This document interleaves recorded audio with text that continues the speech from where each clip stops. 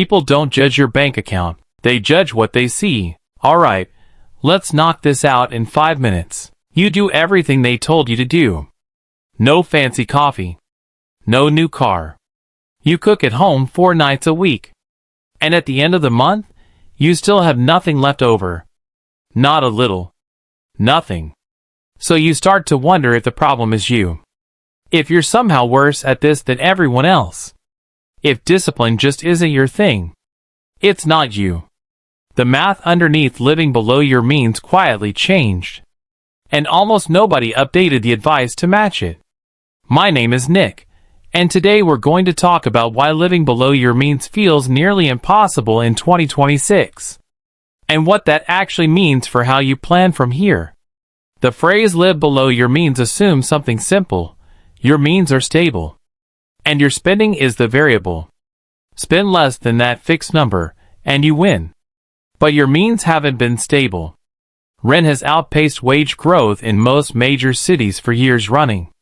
Grocery prices climbed sharply through repeated inflationary waves and never fully came back down. Insurance, health, auto, home, has gone up faster than almost any other category households face. Meanwhile, the actual floor of necessary spending rose underneath you.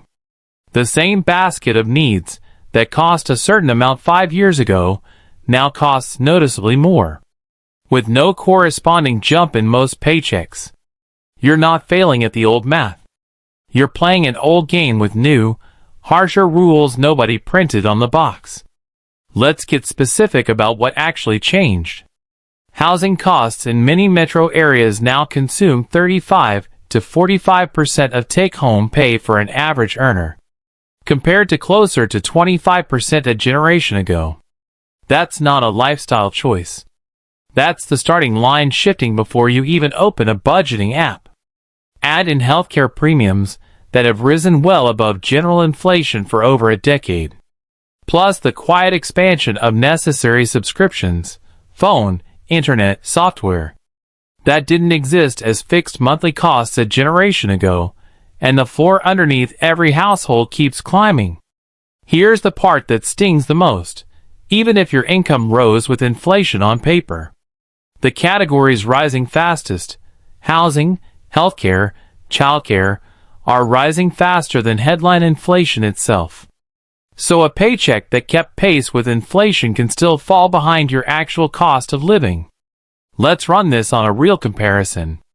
In a major metro area roughly 15 years ago, a median renter spent about 26% of income on rent. Today, that same renter, adjusted for area and role, is spending closer to 40%. Same job type, same effort, same discipline. 14 extra percentage points of every paycheck gone before a single discretionary dollar gets spent. That's not a coffee habit. That's the floor moving. Add grocery costs up double digits over a few years, insurance premiums climbing annually well above wage growth. And you get someone doing everything right by the old definition, and still ending every month at zero. So what do you actually do with this? First, stop measuring yourself against an outdated mental model. The version of living below your means your parents or a finance book from a decade ago describes assumes a cost structure that doesn't exist anymore. Second, focus on the controllable percentage, not the impossible zero.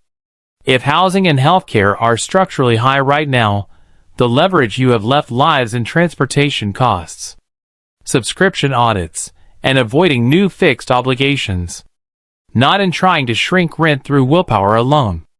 Third, treat any income growth as a chance to widen the gap, not just keep pace. If a raise arrives, resist the pull to immediately expand spending to match it. That's the one lever that actually counters a rising floor. And fourth, this is a genuinely harder environment than the one most financial advice was written for. Acknowledging that isn't an excuse, it's accuracy. You can still build margin. It just takes more intention now than it used to. Because the starting line moved while almost nobody redrew the map. You're not bad at this. You're just playing a harder version of the same game. And once you see that clearly, you can finally start playing it on purpose. Closing transition. Host's final reflective beat. Closing. Host direct address. Warm wrap-up. Full recap visual. The 4 steps together. Host reviewing the 4-step grid. The rising floor metaphor. Final summary image. Host's final encouraging gesture. Subscribe prompt setup. Subtle.